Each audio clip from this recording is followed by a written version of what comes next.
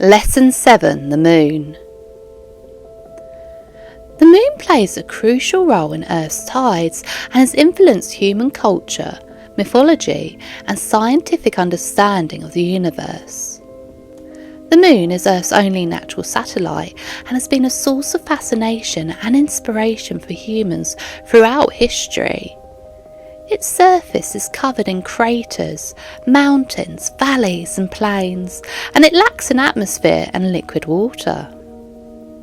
The moon's gravity is about 1/6 of the Earth's, which allows astronauts to experience a different sense of weight and movement when they visit. The moon's phases caused by the changing position of the moon relative to the sun and Earth are familiar sights in the night sky. From new moons to full moons and back again, the moon's appearance changes as sunlight reflects off its surface. The moon has been the subject of exploration and study by both robotic and crewed missions. The Apollo missions, particularly Apollo 11 in 1969, brought humans to the moon's surface for the first time.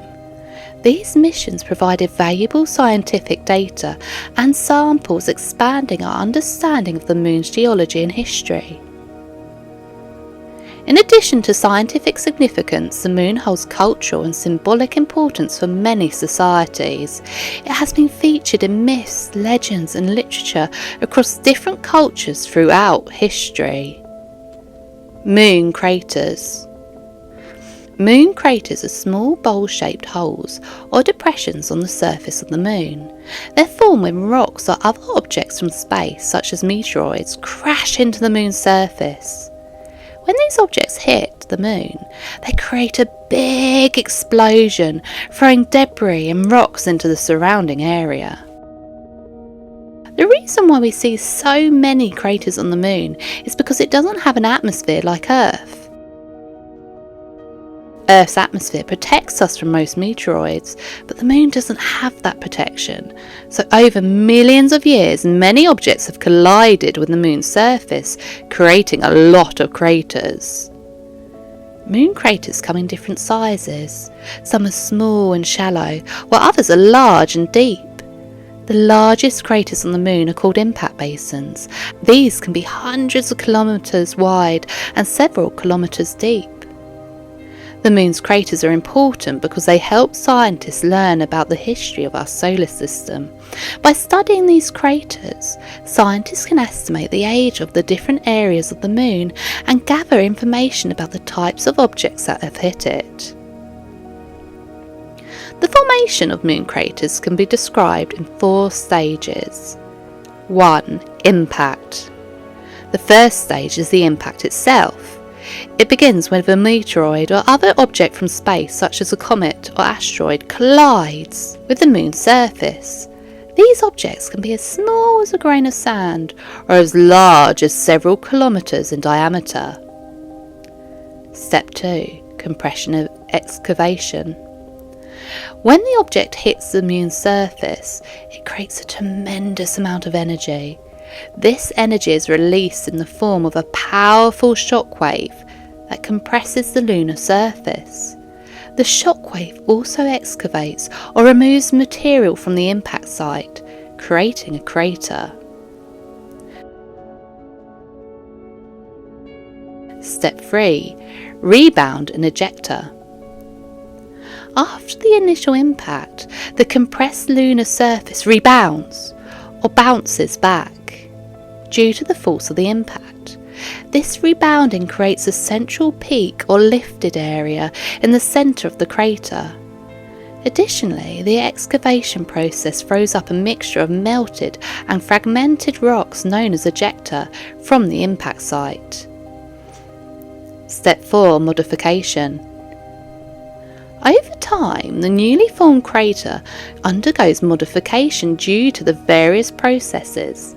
These include erosion from micrometeorite impacts, the effect of solar radiation, and the movement of regolith, loose layer of rocks and dust, on the moon's surface. The crater may also be modified by subsequent impacts, which can create secondary craters within or near the original crater.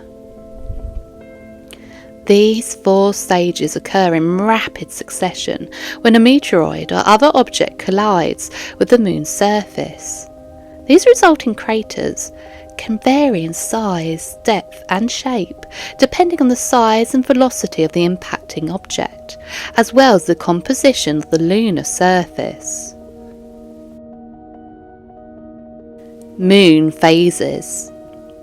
The Moon goes through different phases as it orbits around the Earth.